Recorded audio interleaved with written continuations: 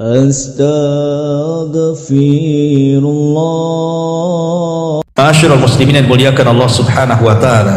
Bicara soal neraka, maka bicara soal sesuatu yang gaib. Artinya butuh keimanan yang kuat. Karena sehebat apapun Al-Quran dan Sunnah menceritakan keganasan neraka, kalau keimanan kita kepada neraka itu lemah, maka tetap aja tidak yakin, nggak akan yakin. Bukti kurang yakinnya ya masih melakukan maksiat, padahal jelas maksiat itu salah satu sebab orang dimasukkan ke neraka. Artinya butuh keimanan yang kokoh, baru orang itu takut betul dengan neraka. Dan seluruh kaum muslimin menurut keyakinan ahli sunnah wal jamaah itu pasti akan melewati neraka. Semua kita pasti akan melewati neraka. Dan itu dijelaskan di dalam surah Maryam ayat 71, wa im minkum illa wariduha kana ala rabbika hatman maqdiyah. Dan tidak ada seorang pun dari kalian melainkan akan mendatangi neraka. Hal itu bagi Rabbmu adalah sebuah kemestian dan ketetapan yang jelas. Maksud bahwa kita akan melewati neraka itu karena antara padang mahsyar dengan sorga itu ada titian. Lah titian itu berada di atas jahanam. Nabi SAW mengatakan dalam sebuah hadis yang dikeluarkan Bukhari Muslim, yu'ta bil jisri fayaj'alu baina dhahrai jahannam. Akan didatangkan jembatan kemudian dibentangkan di permukaan neraka jahanam. Kemudian sahabat bertanya, wa mal jisru ya Rasulullah, apa yang dimaksud jembatan yang dibentangkan di antara neraka jahanam itu? Maka Rasul mengatakan, madhadatun mazillatun alaihi khatatifu wa kalalib wa hasakah laha syaukatun ukaifa takunu bin najdi yuqalu laha sa'dan. Kata Nabi SAW, jembatan itu teramat sangat licin dan menggelincirkan. Di atasnya terdapat besi-besi pengait dan kawat-kawat berduri yang ujung-ujungnya bengkok. Ia bagaikan pohon yang berduri yang terdapat di Najd, dikenal dengan pohon Sa'dan, pohon yang banyak durinya. Dari sini kita tahu bahwa setiap orang itu akan melintasi neraka, maksudnya di atas titian itu. Ma'asyiral muslimin yang dimuliakan Allah Subhanahu wa taala. Dan neraka sendiri definisinya adalah darun a'addallahu lil kuffar waliman asa minal muwahhidin. Jadi neraka itu definisinya adalah sebuah tempat yang diperuntukkan untuk orang-orang kafir dan ahli maksiat dari kalangan ahli tauhid. Saya ulangi, neraka itu adalah sebuah tempat yang diperuntukkan untuk orang-orang kafir dan ahli maksiat dari kalangan ahli tauhid. Berarti di sini kita tahu bahwa ada dua kelompok. Dari definisi ini ada dua kelompok yang masuk neraka. Kelompok pertama, kelompok yang dikekalkan apabila masuk tidak pernah keluar. Mereka lah orang-orang kafir. Dan kelompok yang kedua memungkinkan apabila mereka masuk ke dalam neraka ada kesempatan bisa keluar, dan merekalah ahli maksiat dari kalangan ahli tauhid. Dan inilah keyakinan ahli sunnah. Menyelisih keyakinan siapa? Keyakinan Khawarij dan keyakinan Mu'tazilah. Sebab orang-orang Khawarij dan Mu'tazilah mengatakan kalau orang masuk neraka gak akan keluar. Jadi orang-orang Khawarij mengatakan kalau orang masuk neraka dipastikan gak akan mungkin keluar lagi. Makanya ketika pemahaman mereka terhadap para pelaku dosa besar, orang-orang Khawarij mengatakan apa? Di dunia kafir, di akhirat dikekalkan di neraka. Tapi Mu'tazilah banci pula dia. Di dunia tidak dikatakan kafir, tetapi manzilatun baina manzilataini. Tidak dikatakan mukmin, ya tidak dikatakan kafir juga. Tapi kalau di akhirat sama-sama seperti Khawarij, masuk neraka nggak akan pada keluar. Nah, itulah keyakinan orang-orang Khawarij dan Mu'tazilah. Ahli sunnah tidak demikian. Para pelaku dosa besar mereka mukmin tapi naqisul iman, kurang imannya, dan kalaupun mereka harus masuk neraka itu adalah tahta masyiatillah, di bawah kehendak Allah. Kalau Allah mau tidak dimasukkan ke neraka, tapi kalau Allah mau Allah masukkan ke neraka, kemudian setelah habis dosanya dikeluarkan. Itulah keyakinan al-wasat namanya. Makanya ada istilah akidah wasitiyah, tengah-tengah ya. Ma'asyiral muslimin yang dimuliakan Allah Subhanahu wa taala, lah di antara sifat-sifat neraka ini, neraka ini ikhwan, dia punya leher. Kemudian juga neraka ini juga memiliki kedua mata, kedua telinga, dan satu lisan.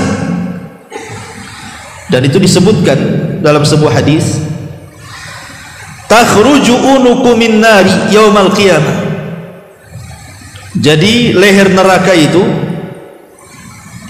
akan keluar pada hari kiamat. Laha ainani tubsiran, dia memiliki dua mata yang akan memandang. Wa udhunani tasma'an, dan dua telinga yang akan melihat, yang mendengar. Wa lisanun yantik, dan satu lisan yang akan bicara. Apa kata neraka? Inni wukiltu bisalasin, sesungguhnya aku akan diserahi kepada tiga kelompok. Bikulli jabbarin anid, setiap orang yang sombong lagi berpaling. Wa bikulli man da'ama Allah ilahan akhar, dan setiap orang yang menyembah selain daripada Allah. Wal bimusawwirin, dan para penggambar-penggambar makhluk yang bernyawa. Lihat di sini bahwa di antara sifat neraka itu punya dua telinga, dua mata, satu leher, satu lisan, dan akan bicara. Kalau Anda atau kita ditanya tentang bentuk neraka, maka Nabi SAW bersabda dalam hadis Uqbah bin Amir radhiyallahu anhu tentang bentuk neraka.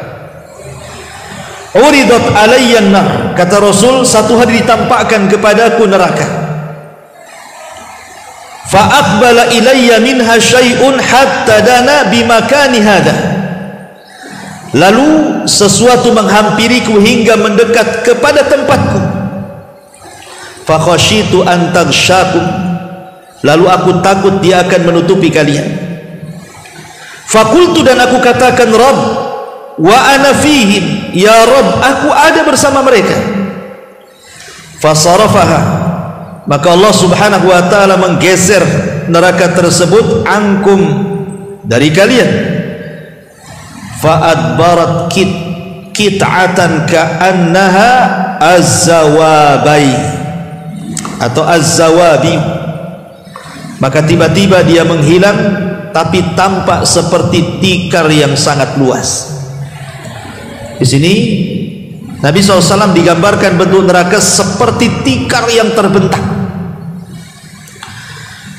Adapun berapa luasnya neraka, maka dalam hadis Abi Hurairah radhiyallahu anhu, Nabi SAW mengatakan, asy-syamsu wal qamar thawrani mukawwarani fin nari yaumal qiyamah.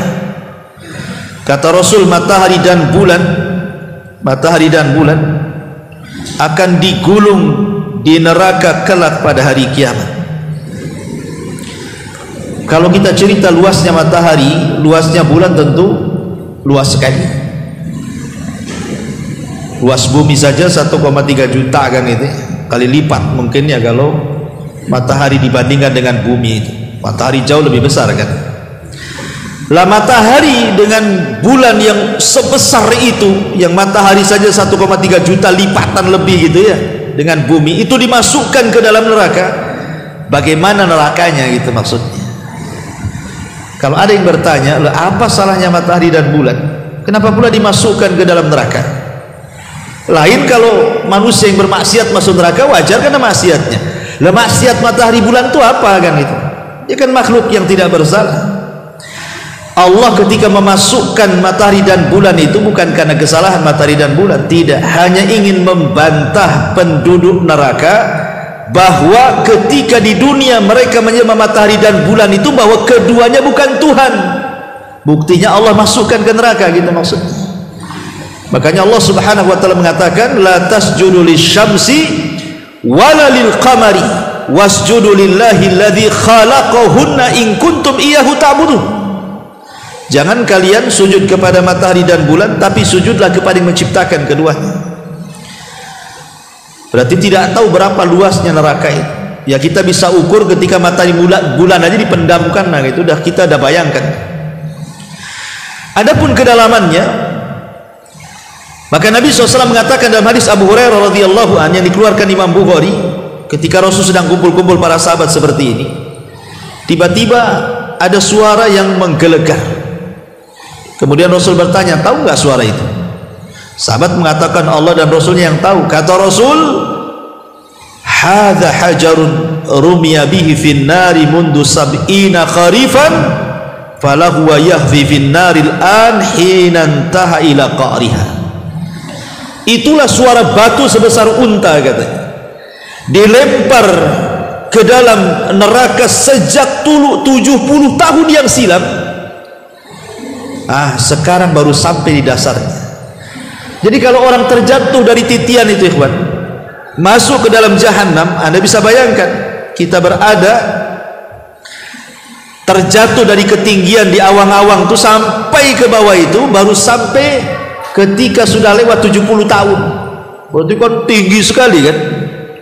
Neraka itu dalamnya luar biasa. Kalau batu ditimpakan sebesar unta dari titian ke jahanam itu baru sampai di dasarnya setelah 70 tahun perjalanan. Adapun panasnya api neraka disebutkan dalam Sahih Bukhari, narukum juz min sab'ina juz'an min nari jahannam. Qila ya Rasulullah in kanat lakafiyatun, qala fuddilat alaihim bi tis'ati wa sittina juz'an kulluhum mithlu harriha. Api kalian di dunia ini merupakan bagian dari 70 bagian api neraka jahanam. Lalu ditanyakan kepada beliau, wahai Rasul, satu bagian itu saja sudah cukup menyiksa para pelaku maksiat sebenarnya. Coba di dunia ini, isi dunia ini semua api, ikhwan. Isi dunia ini semua api kan. Di bawah lautan ada gas api, ya kan? Di bawah tanah ini ada api semua, ada burkan, ada larva, ada macam-macam kan. Kalau seandainya itu api-api satu dunia ini dikumpulkan, yang di dasar lautan, yang di dasar bumi, yang di permukaan bumi, untuk mengazab ahli maksiat, kata Rasul, itu cukup sebenarnya. Padahal itu baru satu bagian dari 70 bagian kan. Kemudian kata Nabi SAW, ditambahkan atasnya dengan 69 kali lipat yang sama panasnya. Sepanas apa itu api neraka?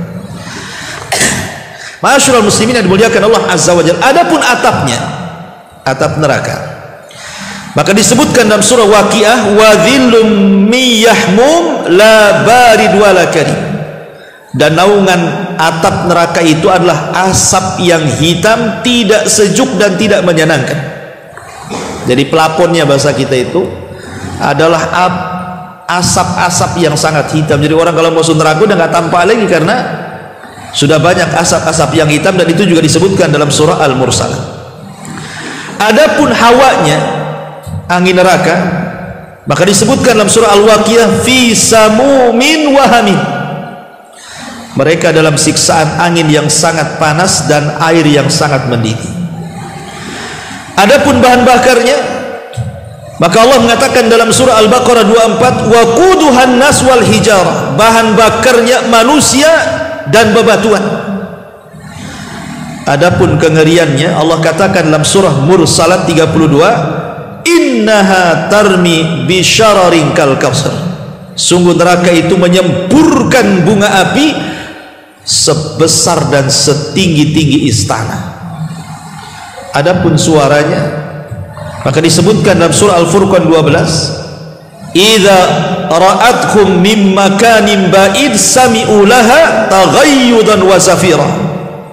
Apabila neraka melihat mereka dari tempat yang jauh, mereka mendengar suara yang mengguntur dan menggemuruh karena kemarahannya. Adapun para penjaganya, neraka akan dijaga oleh para malaikat yang bersaf-saf, tidak ada yang bisa keluar dari api neraka. Kullama aradu an yakhruju minha u'idu fiha. Setiap orang ingin kabur dari neraka, dihalau dimasukkan lagi, dihalau dimasukkan lagi. Adapun pintu-pintunya, maka neraka memiliki 7 pintu sebagaimana disebutkan dalam surah Al-Hijr, dan siksaan yang paling ringan sebagaimana disebutkan dalam Sahih Bukhari, inna ahwana ahlin nar azaban yaumal qiyamah la rajulun tudau fi ahmasi qadamaihi jamratan yagli min huma dimagu. Sesungguhnya seringan-ringan siksa ahli neraka pada hari kiamat orang yang diletakkan bara api di bawah tumitnya namun mampu mendidihkan kepalanya. Na'udzubillah. Ini gambaran neraka ya, tidak mungkin saya jelaskan, nanti habis waktu. Kita masuk sekarang, kalau kita sudah tahu ngerinya seperti itu neraka.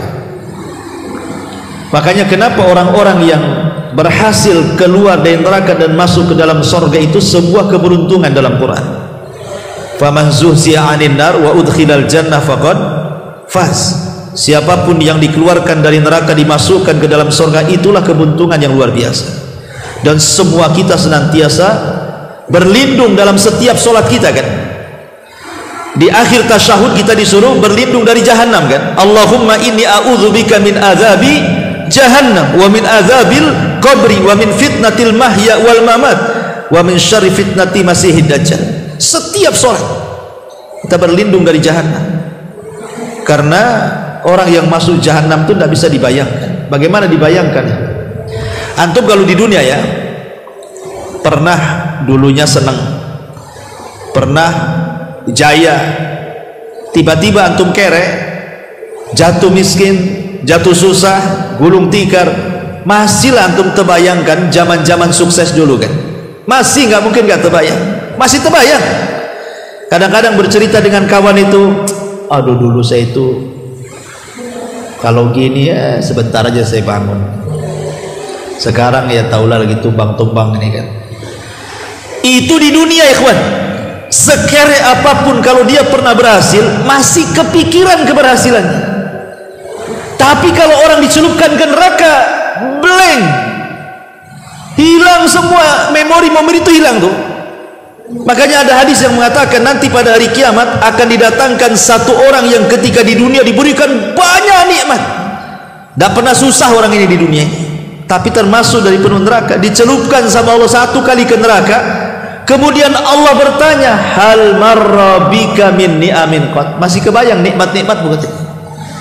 Dia mengatakan tidak, wahai Rabb, blank, hilang semua memorinya. Coba itu dicelupkan satu kali, itu gimana kalau dimasukkan di situ? Wah, makin hilang lagi otaknya. Ini menunjukkan bahwa, makanya kenapa jangan coba-coba kemudian seperti orang-orang Yahudi yang mengatakan apa? Lan tamassana nar illa ayyaman ma'dudat, katanya. Kami walaupun harus masuk neraka, kata orang Yahudi, paling 40 hari katanya. Habis itu kami keluarkan neraka, masuk surga. Dia pikir betul-betul 40 hari dia dimasukkan, itu kan klaim mereka saja. Oke lah 40 hari. Satu harinya kehidupan neraka kalau dibilang dengan kehidupan dunia itu sama dengan 1000 tahun. Kan Allah yang mengatakan inna yawman inda rabbika ka alfi sanatin mimma ta'udun. Satu hari kehidupan akhirat bila dibandingkan dengan kehidupan dunia ibarat 1000 tahun. Jadi kalau 40 hari ya kalikan saja kan begitu. Itu kan orang Yahudi pengklaim iya kalau 40 hari loh, kalau kekal selama-lamanya. Dan itulah yang kita yakini bahwa orang-orang Yahudi kafir mereka akan dikekalkan di dalam. Masyaallah muslimin yang muliakan Allah Azza wa Jalla. Lah dari sini kita butuh amalan-amalan yang dengan amalan itu kita tidak disentuh api neraka. Yang pertama adalah at-tauhid. Dan itu disebutkan dalam Sahih Bukhari Muslim dari hadis Anas ibn Malik radhiyallahu an.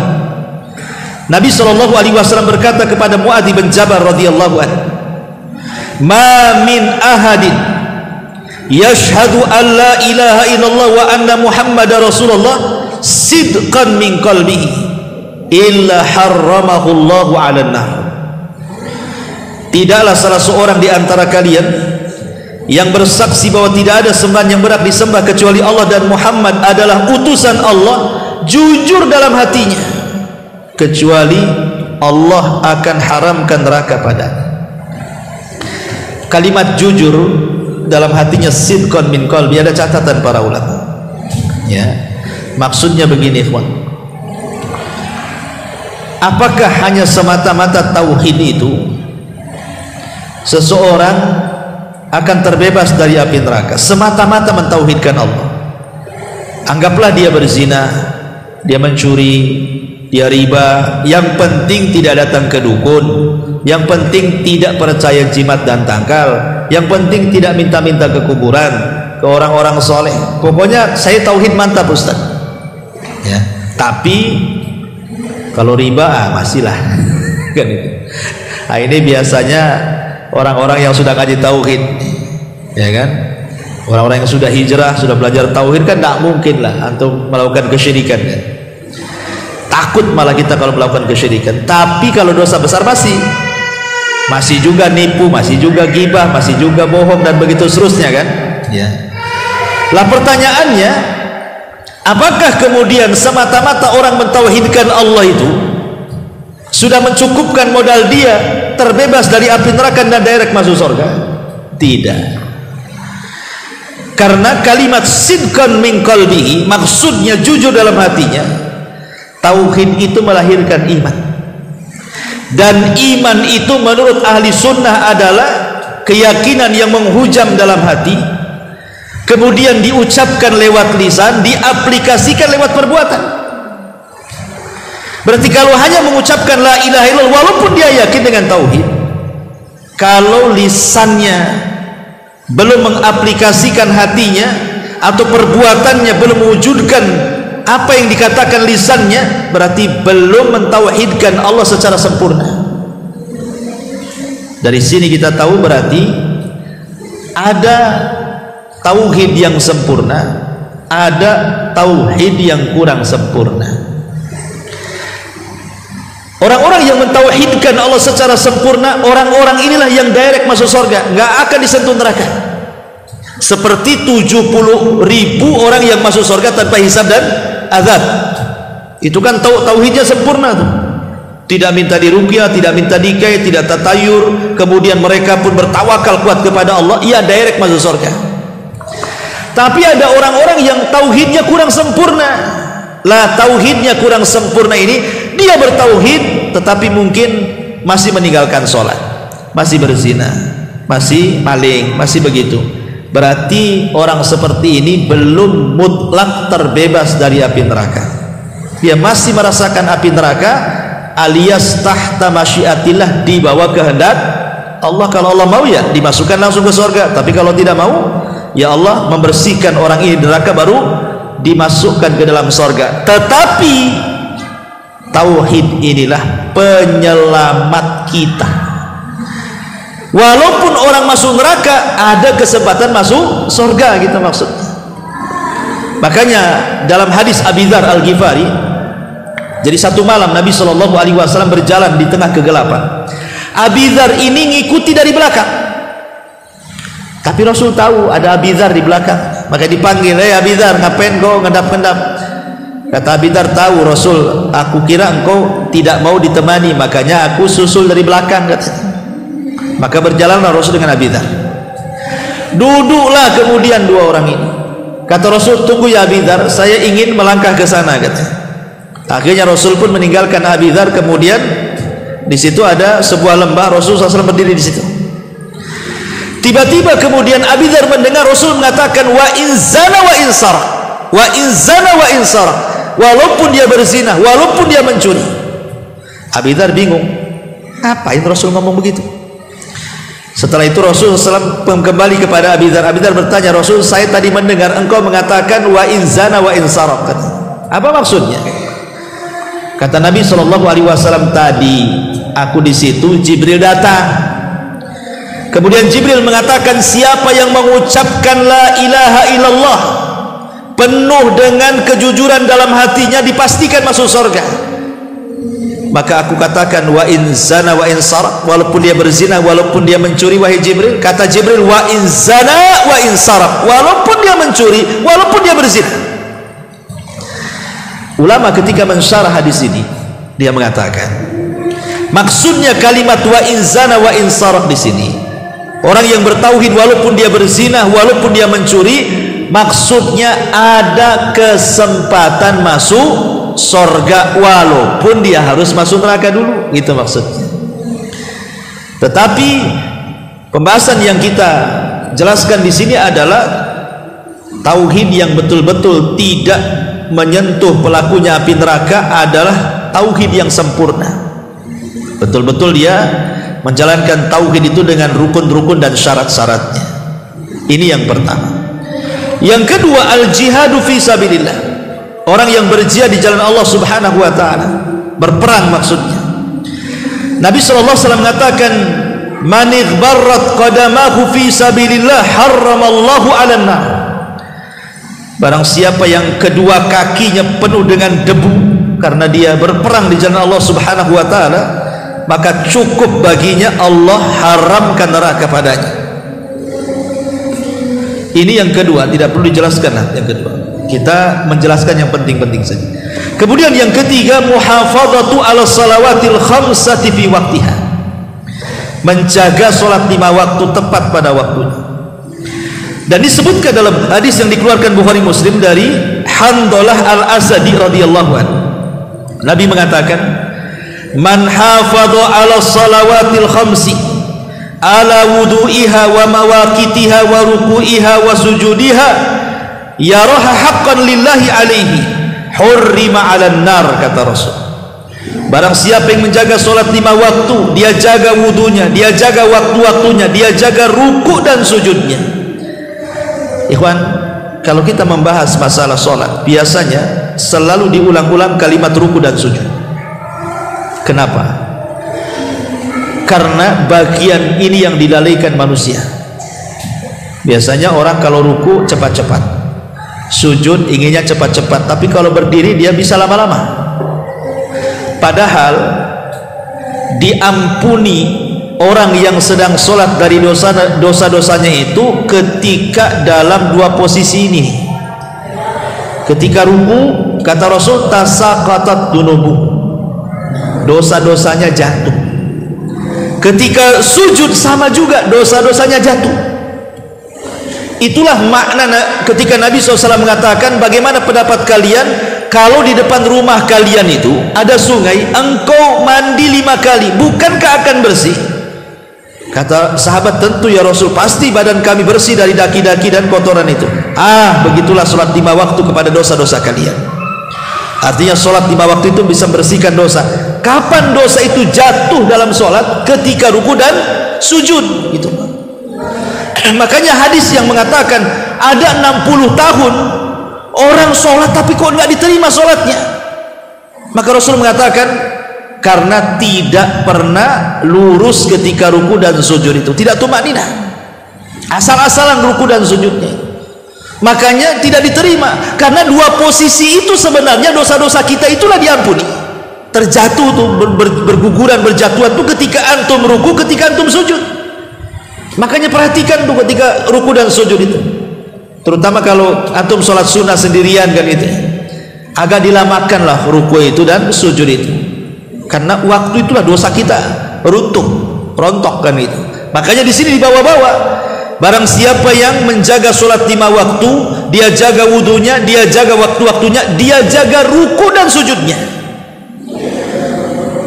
maka dan dia melihat bahwa perkara itu sebuah hak, tuntutan untuk Allah, maka diharamkan padanya api neraka. Ya, apalagi anggota sujud itu ada hadis secara khusus kan, harramallahu 'alan nar an ta'kula atharas sujud. Allah haramkan bagi orang yang suka sujud anggota-anggota sujud. Makanya ketika orang-orang yang masuk ke dalam neraka dan dapat syafaat itu, kan malaikat kan akan mengambil, dan malaikat tidak akan mengenali orang-orang yang masuk neraka yang akan diselamatkan karena syafaat atau karena rahmat Allah kecuali dari cahaya anggota wudunya. Jadi di neraka itu nampak orang-orang yang rajin sujud kalaupun dia harus masuk neraka. Dari situlah malaikat mengenali orang-orang yang masuk neraka kemudian diselamatkan. Ini yang ketiga. Yang keempat, arba'atu raka'atin qabla dhuhri wa ba'dah, menjaga sholat sunnah khususnya 4 rakaat sebelum zuhur dan 4 rakaat setelah zuhur. Disebutkan dalam hadis Ummu Habibah, salah satu istri Nabi SAW, aku mendengar Nabi SAW bersabda, man hafadhu ala 4 raka'atin qabla dhuhri wa 4 ba'daha harramahullahu 'alan nar. Barang siapa yang menjaga 4 rakaat sebelum zuhur dan 4 rakaat setelah zuhur, maka Allah akan haramkan dia dari api neraka. Kata Ummu Habibah, setelah aku mendengar hadis ini, maka aku tidak pernah meninggalkan 4 rakaat sebelum dan sesudah zuhur sampai mati, kata Ummu Habibah. Makanya karena keutamaannya besar, sampai Asy-Syaikh Ibnu Utsaimin rahimahullahu taala ketika ditanya tentang hukum orang yang biasa melakukan qabliyah zuhur, tapi karena kesibukannya akhirnya dia luput tidak melaksanakan qabliyah zuhur. Umpamanya antum mengejar ke masjid, tahu-tahu sudah qomat, artinya kan tidak sempat qabliyah kan. Maka kata beliau, maka dia boleh mengqadha setelah zuhur. Jadi berapa rakaat? Ya 2 rakaat saja, diqadha setelah zuhur 2 rakaat, ditambah dengan 4 rakaat setelah zuhur, berarti 6 rakaat. Itu maksudnya ya. Jadi kalau yang luput qabliyah zuhur, maka bisa diqadha setelah zuhur tambah 2 rakaat lagi. Kan setelah zuhur 4 rakaat, tambah 2 rakaat lagi katanya. Berarti jadi 6 rakaat, tetapi bukan 6 rakaat sekali salam, tentu 2 rakaat salam, 2 rakaat salam, gitu maksudnya. Dan ini juga senada dengan Syekh bin Baz rahimahullahu taala ketika ditanya, maka beliau mengatakan, idza fatathu as-sunnatul qabliyatu sunnatadz zuhri. Apabila seseorang luput melaksanakan sunnah qabliyah, sunnah zuhur, fasunnatu yusalliha ba'da zuhri, maka disunnahkan dia salat setelah zuhur. Dan itu berdasarkan hadis Nabi sallallahu alaihi wasallam, Rasul pernah luput sunnah qabliyah zuhur, kemudian beliau qadha setelah zuhur. Karena ada perbedaan ya, kalau qabliyah itu waktunya pendek. Kalau qabliyah waktunya pendek karena antara adzan dan qomat. Tapi kalau ba'diyah itu panjang karena sampai habis waktu sholat. Pemanya habis zuhur, ini kan ke asar kan panjang tuh, gitu ya. Maka memungkinkan mengqadha gitu ya. Tapi kalau qabliyah kan pendek kan habis adzan ke qomat, itu pendek kali. Ya, makanya dibolehkan qadha kan. Ini yang keempat. Kemudian yang kelima, idrak takbiratul ihram 40 yauman mutataliyatan. Antum salat mendapatkan takbiratul ihram imam selama 40 hari berturut-turut. Selama 40 hari berturut-turut antum mendapatkan takbiratul ihram imam. Disebutkan dalam Sahih Al-Jami' yang disahihkan oleh Syekh Nasir Al-Albani, Nabi SAW mengatakan dari hadis Anas bin Malik radhiyallahu an, man shalla lillahi 40 yawman fi jama'atin yudrik takbiratul ula kutibat lahu bara'atani, bara'atun min nar wa bara'atun minan nifaq. Barang siapa yang salat karena Allah 40 hari dalam jamaah mendapatkan takbiratul ihram, maka akan dicatat 2 bara'ah. Apa bara'ah? Berlepas diri. 1 berlepas diri dari api neraka, dan satu berlepas diri dari sifat nifak. 40 hari saja tapi berturut-turut. Makanya untung orang-orang yang mondok di pesantren ini bertahun-tahun kan ya. Kita ini yang sudah di masyarakat ya mungkin 1 hari 5 waktu lah, jangan sampai luput dari takbiratul ihram aja tidak bisa. Mesti ada yang luput 1 ya kan. Coba kalau kita azamkan sajalah demi supaya kita tidak disentuh api neraka kan itu 40 hari betul-betul antum fokus gitu ya, sebelum qomat sudah ada gitu. Wah itu mantap ikhwan. Baik, kemudian yang keenam, muhafadzatu an salati subhi wal asri fi waqtiha, berusaha menjaga 2 salat wusta, subuh dan asar. Kata Nabi SAW, la yali jinnar man shalla qabla tulu'i syamsi wa qabla ghurubiha, tidak akan disentuh api neraka orang yang menjaga salat sebelum terbit matahari artinya subuh dan sebelum terbenam matahari artinya asar. Karena begini ikhwan, zuhur dan asar dan subuh ini adalah sholat yang mendapatkan 2 pahala. Kalau yang lain 1 pahala, tapi khusus subuh dan asar itu dapat 2 pahala. Subuh dapat 2 pahala, asar dapat 2 pahala. Kalau zuhur 1 pahala, maghrib 1 pahala, isya 1 pahala. Tapi kalau zuhur 2, kalau subuh 2, kalau asar 2. Macam mana caranya? Nabi SAW mengatakan, yata'aqabuna fikumul malaikatu malaikatul laili wa malaikatul nahar. Jadi setiap hari Allah tugaskan 2 malaikat pencatat kebaikan. Ada malaikat malam, ada malaikat siang tuh. Pertemuannya di 2 waktu ini. Jadi kalau malaikat siang, mereka hendak mencatat orang-orang yang baik di siang hari, turun di waktu subuh ketika manusia sedang sholat subuh. Dia catat si fulan sholat subuh. Kemudian sampai asar, ketika asar dia kan harus melaporkan tuh catatannya. Ketika manusia sedang sholat asar, dia catat si fulan sholat asar. Di waktu yang sama malaikat malam turun mencatat juga dia sholat asar. Kemudian sampai malam dia mencatat apakah si fulan itu tahajud, baca Quran, witir atau doa atau apa tuh zikir gitu ya.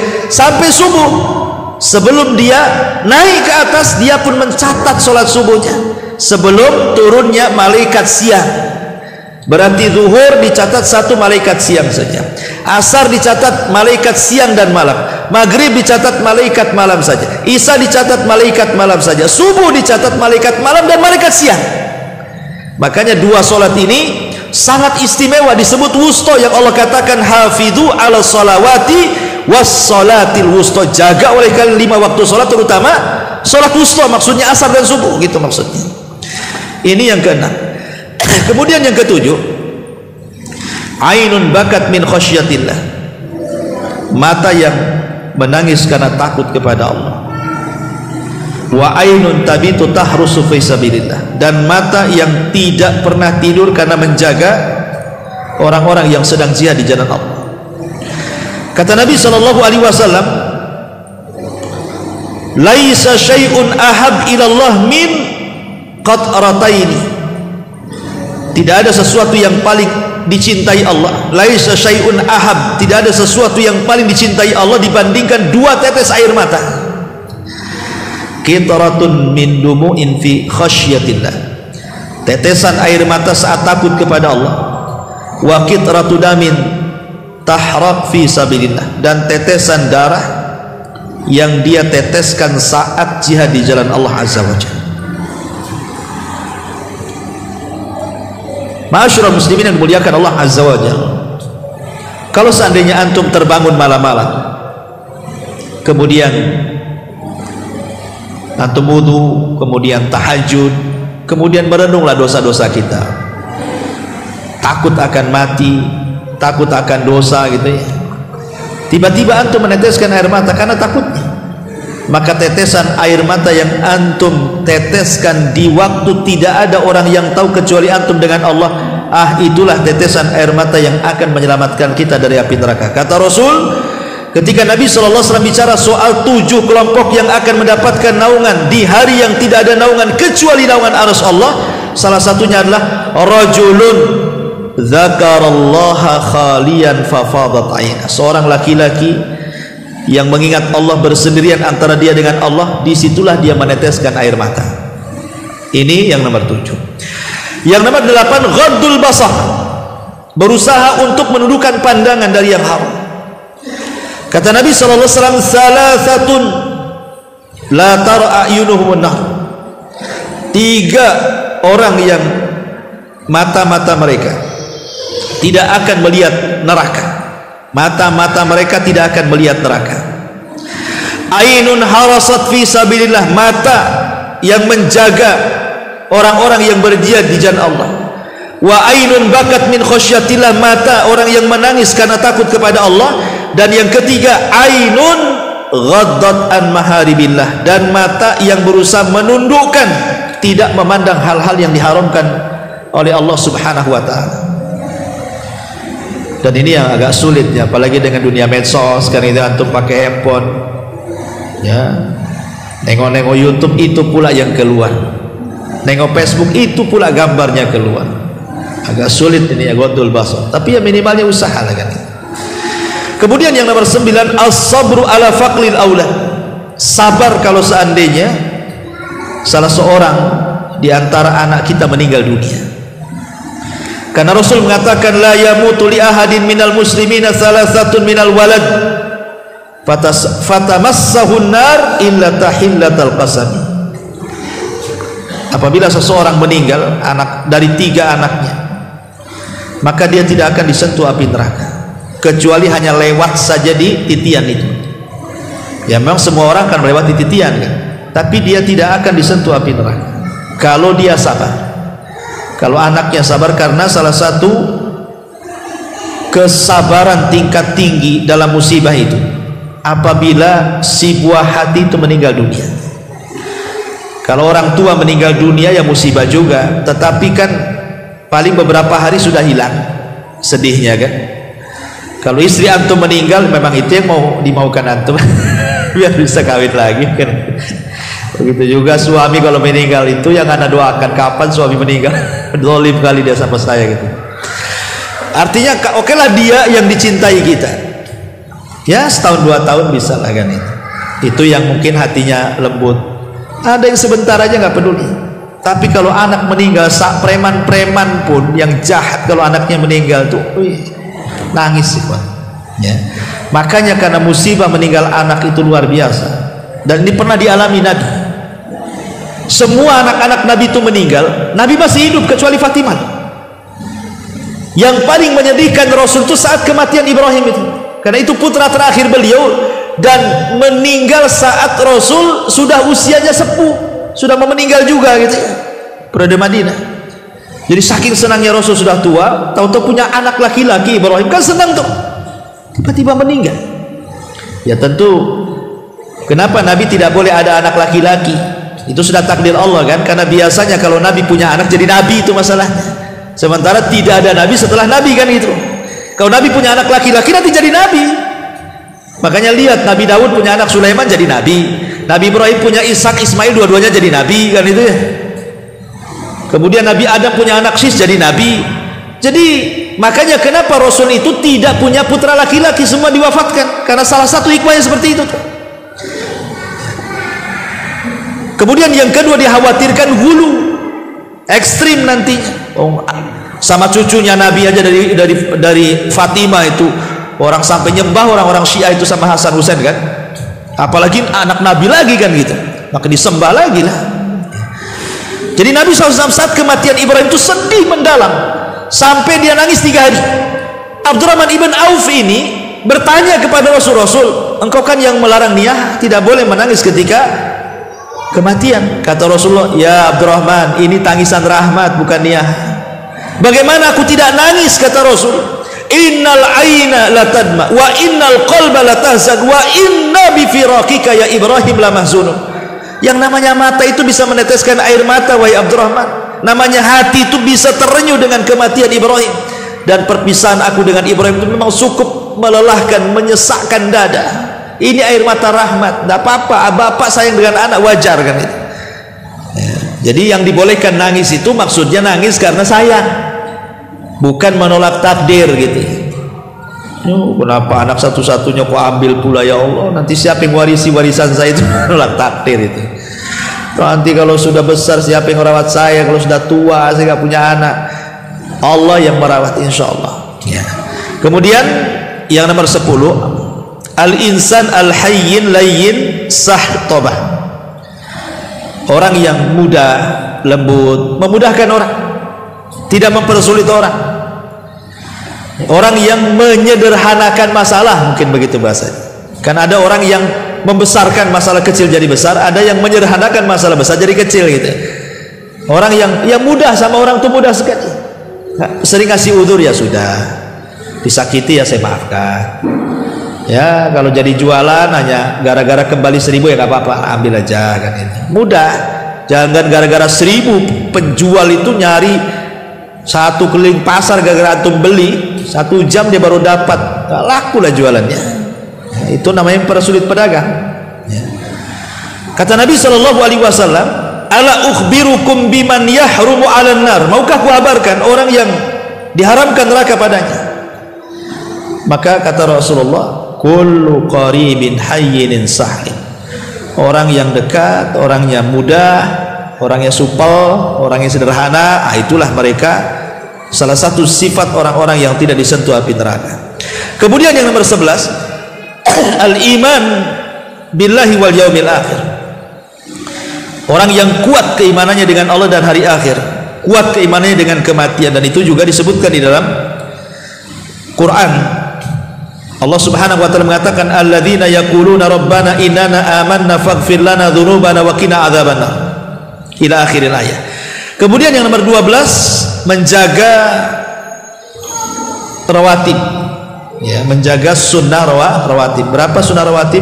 12 ini 2 rakaat sebelum subuh, 4 rakaat sebelum zuhur, sudah 6 ya. Kemudian 2 rakaat setelah zuhur 8, 2 rakaat setelah maghrib 10 ya kan. Kemudian 2 rakaat setelah isya, berarti 12. Tapi ada yang berpendapat 10 dengan mengurangi 4 rakaat sebelum zuhur. Bagi yang mengatakan 2 rakaat setelah zuhur, sebelum zuhur berarti 10 rakaat. Bagi yang mengatakan sebelum zuhur 4 rakaat berarti 12 rakaat, itu khilafnya. Jadi rawatib itu ada yang berpendapat 10 rakaat, ada yang berpendapat 12 rakaat. Dari mana khilafnya? Dari sholat rawatib qobliyah duhur. Bagi yang 10 berarti sebelum duhur 2 rakaat gitu ya. Bagi yang 12 berarti sebelum duhur 4 rakaat. Di situ perbedaannya. Dan Nabi mengatakan, man shalla fi yaumin itsnatai asyrata rak'atan haramallahu lahmahu 'anin nar. Barang siapa yang sholat dalam satu hari 12 rakaat, Allah haramkan dagingnya dari api neraka. Kemudian yang nomor 13, as-saum, orang yang merutinkan puasa sunnah, Senin Kamis, puasa Daud, Ayamul Bid, puasa sunnah lah. Nabi SAW mengatakan dalam hadis Muslim, man shoma yauman fi sabilillah ba'adallahu wajhahu 'anil nar 70 kharifah. Barang siapa yang berpuasa 1 hari saja karena Allah, maka Allah akan jauhkan wajahnya dari api neraka 70 tahun. Ada yang mengatakan 70 musim. Ini yang nomor 13. Yang nomor 14, as-sahar fi sabilillah, begadang karena di jalan Allah, seperti antum berthalabul ilmi, antum baca buku di malam hari gak tidur gitu ya, ataupun antum dengerin YouTube kajian sampai gak tidur ya. Memang betul-betul nggak tidurnya itu karena dengar kajian, karena mencari ilmu, begitu maksudnya. Bukan karena nggak bisa tidur, karena mikir utang, bukan itu ya. Maksudnya ya betul-betul antum menyengajakan malam-malam nggak tidur itu untuk murojaah ya, maka itu namanya as-sar fi sabilillah ya. Kata Nabi SAW, hurrimat ainun 'alan nar sahirat fi sabilillah, diharamkan mata-mata dari api neraka orang yang terjaga karena di jalan Allah Subhanahu wa taala. Karena dan di jalan Allah salah satunya thalabul ilmi. Kemudian yang 15, zikrullah wa tauhiduhu indal maut, senantiasa banyak berzikir, dan dia bisa mengucapkan tauhid ketika kematiannya. Sebutkan dalam hadis yang dikeluarkan Imam Ibnu Majah dari Abi Sa'id Al-Khudri, Nabi SAW mengatakan, idza qala al-abdu, apabila seorang hamba berkata, la ilaha illallah wallahu akbar, yaqulullahu azza wa jalla, sadaqa abdi la ilaha illa ana wa ana akbar. Apabila seorang hamba mengatakan tidak ada sesembahan yang berhak disembah kecuali Allah dan Allah maha besar, maka Allah mengatakan, hambaku telah benar, ya, tidak ada sesembahan yang berhak disembah kecuali aku dan aku maha besar. Wa idza qala al-abdu, tetapi kalau hamba mengatakan la ilaha illallah wahdah, tidak ada sesembahan kecuali Allah saja, maka Allah mengatakan, shadaqa abdi, hambaku telah benar, la ilaha illa ana wahdi, karena tidak ada sembahan yang berhak disembah kecuali aku saja. Wa idza qala, dan apabila hamba berkata la ilaha illallah la syarikalah, tidak ada sembahan yang berhak disembah dan tidak ada sekutu baginya, maka Allah katakan, shadaqa abdi, hambaku telah benar, la ilaha illa ana wa la syarikali, tidak ada sembahan yang berhak disembah kecuali aku dan tidak ada sekutu bagiku. Wa idza qala, dan apabila hamba berkata la ilaha illallah lahul mulku wa lahul hamdu, tidak ada sembahan yang berhak disembah kecuali Allah, bagi dia kerajaan dan pujian, maka Allah mengatakan, shadaqa abdi, hambaku telah benar, la ilaha illa ana, tidak ada sembahan kecuali aku, li al-mulk wa li al-hamdu, karena kekuasaan dan pujian itu hanya milikku. Wa idza qala, dan apabila hamba berkata la ilaha illallah wa la haula wa la quwata illa billah, tidak ada sembahan yang berhak disembah kecuali dan tidak ada kekuatan kecuali milik Allah, maka Allah mengatakan, shadaqa abdi, hambaku telah benar, la ilaha illa ana, tidak ada sembahan yang berhak kecuali aku, wala haula wala quwata illa bi, tidak ada daya dan kekuatan kecuali milik aku. Apa kata Rasulullah? Man ruziqahunna inda mautihi, siapa yang salah satu lafaz-lafaz ini antum baca, berhasil antum baca sebelum matinya, ketika antum sedang sakaratul maut, lam tamassahun nar, maka antum tidak akan disentuh api neraka.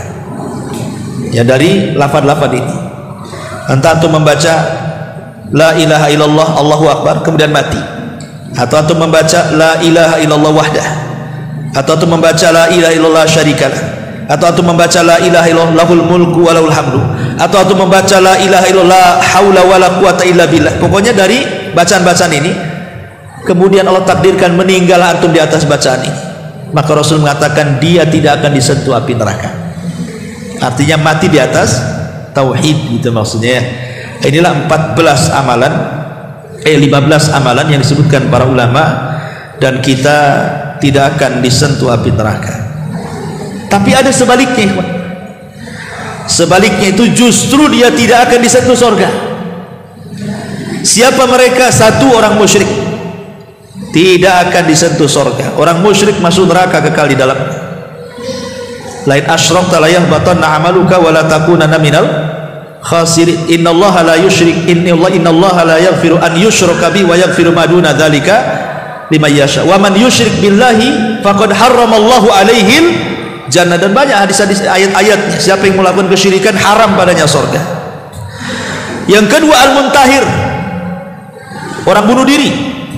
Ya, orang bunuh diri, Nabi SAW mengatakan dia akan kekal di neraka. Maksudnya kekal di neraka itu lama, gitu maksudnya. Jadi kalau ada bahasa kekal baik di Quran ataupun sunnah, berarti maknanya dua.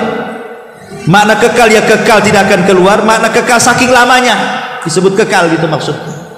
Seperti orang yang membunuh seorang mukmin secara sengaja, Allah mengatakan apa? Wa man yaqtul mu'minan muta'ammidan fajaza'uhu jahannam khalidan fiha.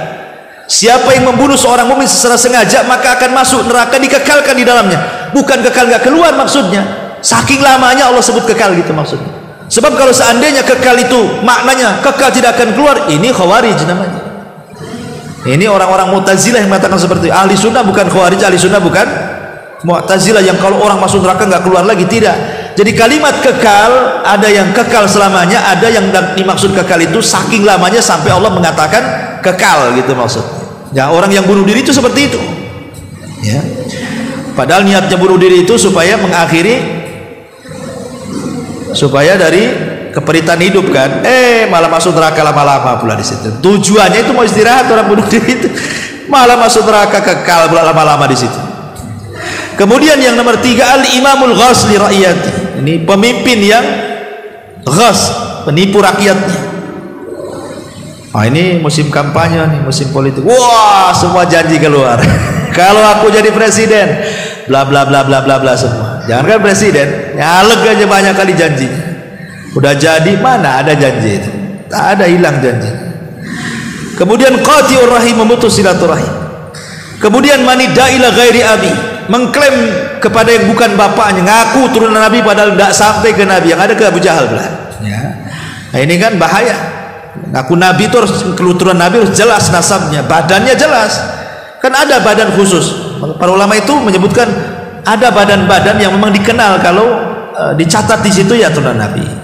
Yang kedua, kabilahnya dikenal, seperti di Saudi, di Yaman kan dikenal oleh kabilah-kabilah. Oh, memang kalau kabilah itu sampai kepada Nabi gitu. Kalau di sana memang mudah mengenali, kalau di Timur Tengah kan, Saudi atau di Yaman. Kalau di negeri kita ini susah pula. Ya. Karena saya mendengar ada juga nasab beli. Jadi kalau ingin beli sampai ke turunan Nabi itu beli nasab. Oh, masa nasab dibeli? Padahal mengaku kepada yang bukan turunannya tidak boleh. Umpamanya antum ngambil anak angkat, kemudian dinasabkan kepada bapak angkat, tidak boleh. Kenapa? Karena nanti konsekuensinya banyak hukum-hukum yang kabur di situ, seperti mahram, waris, wali, kan nanti susah nantinya. Ini anak angkat perempuan, antum nasabkan ke antum. Satu, dia bukan mahram kalau sudah besar, udah balik. Yang kedua, dia bukan ahli waris. Yang ketiga, antum tidak bisa jadi wali kan. Sementara antum klaim dia anak antum, cemana? Akhirnya banyak hukum-hukum yang berlaku di situ nantinya. Makanya tidak boleh dalam Islam menasabkan anak angkat ke bapak angkat. Maka diancam lagi dalam Islam, manida ila ghairi abi wa huwa ya'lam fal jannatu ali haram. Siapa yang mengklaim kepada yang bukan bapaknya dan dia tahu, surga haram bagi dia, kata Rasul. Kemudian man qatala muahidan, orang yang membunuh kafir yang ada perlindungan dari negara Islam, atau kafir dhimmi, kafir muahid, kafir musta'man, itu tidak boleh dibunuh. Kalau dibunuh lam yajid raihatal jannah, tidak akan mendapatkan bau surga. Kemudian yang terakhir, 3 kelompok yang disebutkan dalam satu redaksi hadis.